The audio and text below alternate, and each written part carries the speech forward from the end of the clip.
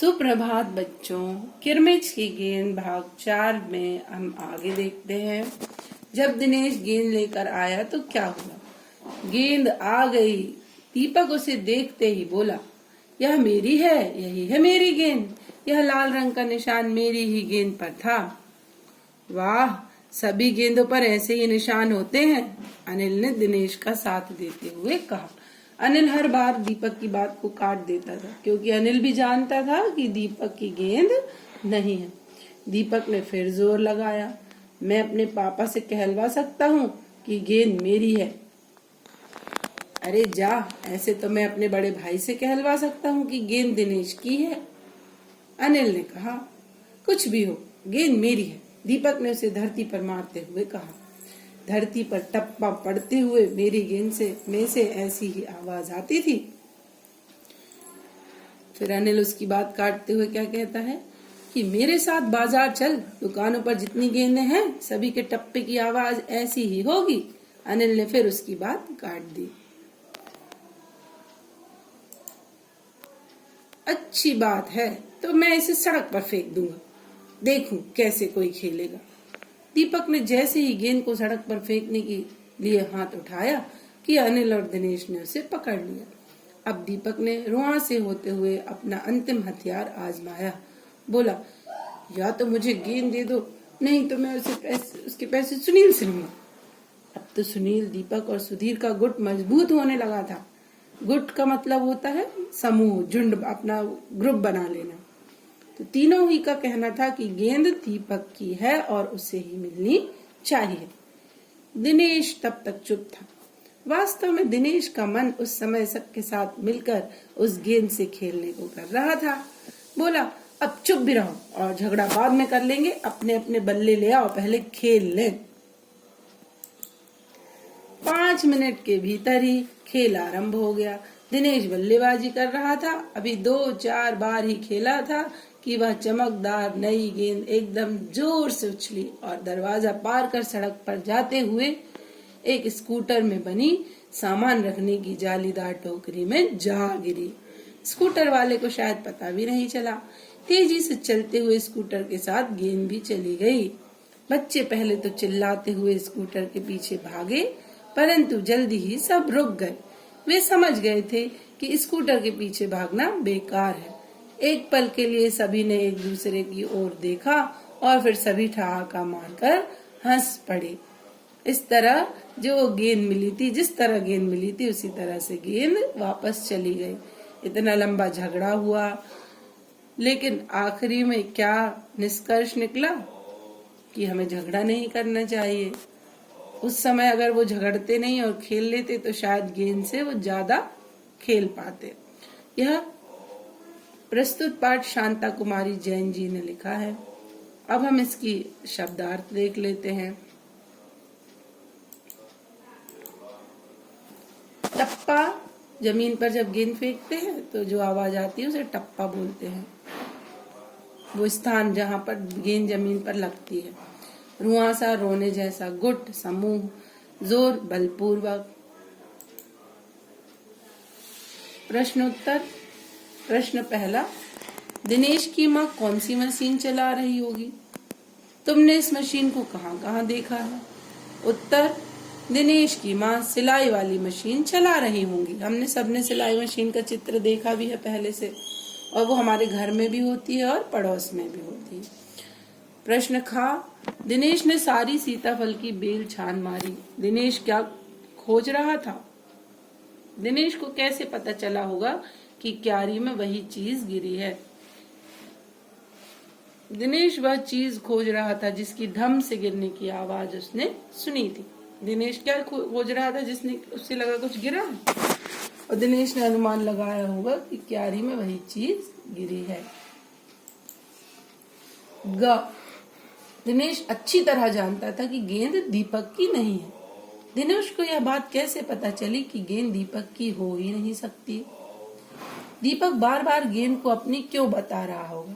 एक प्रश्न के अंदर 3 प्रश्न हैं बच्चों। पहला प्रश्न का उत्तर है कि दिनेश को पता था कि दीपक की गेंद 5 महीने पहले खोई थी।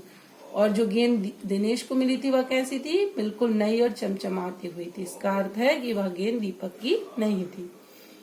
फिर दीपक की क्योंकि अपनी गेंद खो गई थी इसलिए उसे लग रहा था कि ये गेंद उसे मिल जाए, इसलिए वह मिली हुई गेंद को हथियाना चाहता था।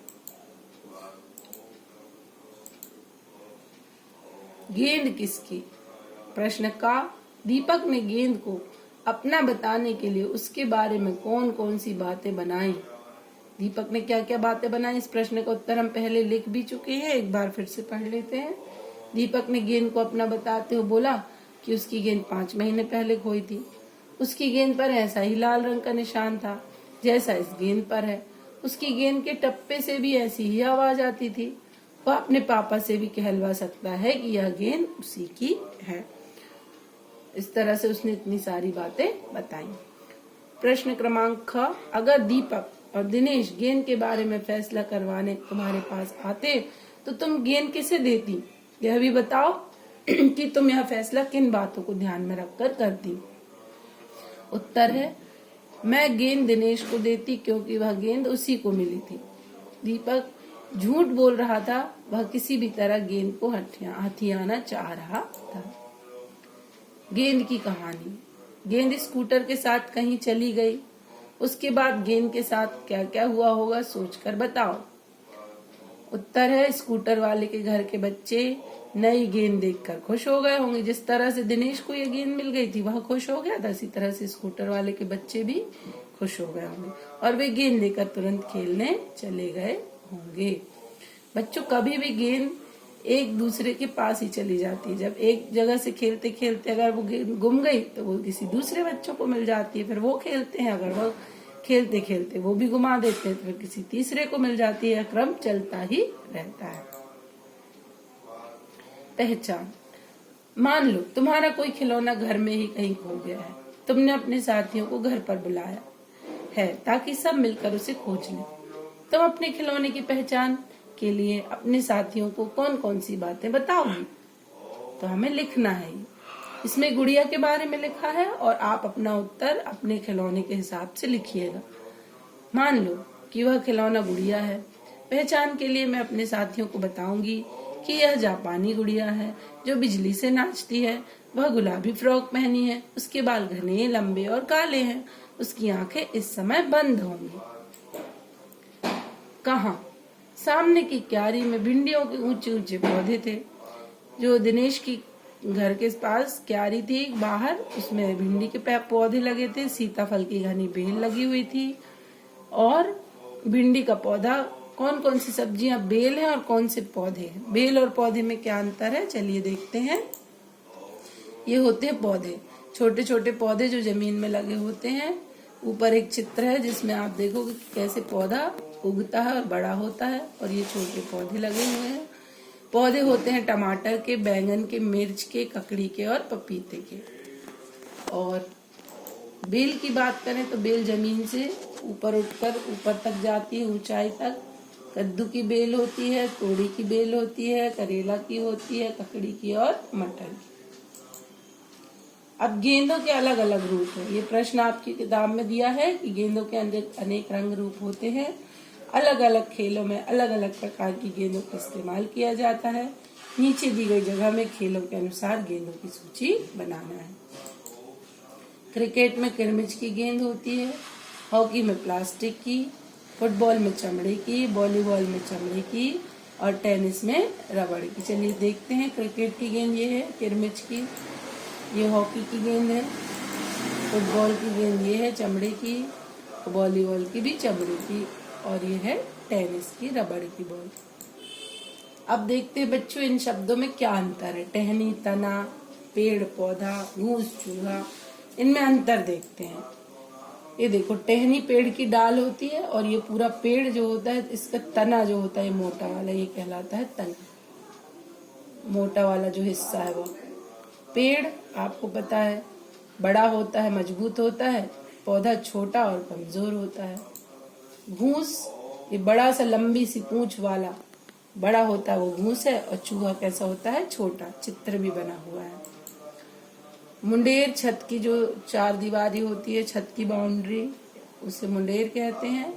और चार दीवारी जैसे ये खिंची बना हुआ है चित्र, वो है घर या जमीन के चारों ओर से घेरने के लिए उठाई गई दीवार, या ऊंची भी होती है।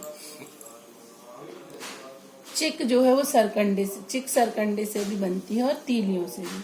सरकंडे से और कौन कौन सी चीजें बनती हैं उनके नाम हमें लिखना है, सूप, चटाई, कलम और टोकरी। यहाँ पर बहुत सारे शब्द दिए गए हैं, अलग अलग स्थानों पर इन शब्दों को अलग अलग कहते हैं। जैसे सीताफल, काशी फल भी कहते हैं। कांदा यानी प्याज होता है। बैंगन की तरह, बैंगन को भट्टा भी बोलते हैं हमारी भाषा में। बटाटा, आलू, नेनुआ, अमरूद यानी कि इसको हम क्या बोलते हैं, बिही भी बोलते हैं। तरबूज सब जानते हैं। तोरी, कुमड़ा, शरीफा और घिया। तब हमें बाकी नामों का इस्तेमाल किन किन स्थानों पर होता है पता करना है। देखो, सीताफल, कांदा, अमरूद, तोरी, शरीफा, बैंगन, तरबूज, घिया, ये हमारी तरफ के शब्द हैं। काशी फल उत्तर प्रदेश में बोलते हैं। कुमड़ा उत्तर प्रदेश में बोलते हैं, कुमड़ा हमारे यहाँ भी होता है। नेनुआ बिहार में बोला जाता है।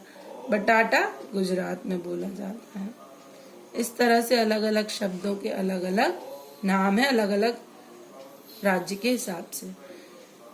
बच्चों, पाठ समाप्त होता है, धन्यवाद। लेकिन जो जो पुस्तक में करने के हैं, पुस्तक में जहाँ जगह खाली है वो अभ्यास आप पुस्तक में करिएगा। मैंने आपको सारे अभ्यास के उत्तर दे दिए हैं, और जहाँ जहाँ पुस्तक में जगह दी गई है आप वहाँ वहाँ उनको उत्तरों को लिखिएगा, और प्रश्नों के उत्तर कॉपी में लिखिएगा।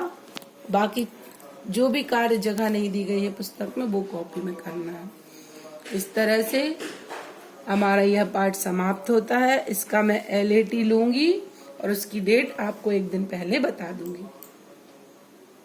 हमेशा की तरह स्टे होम, स्टे सेफ।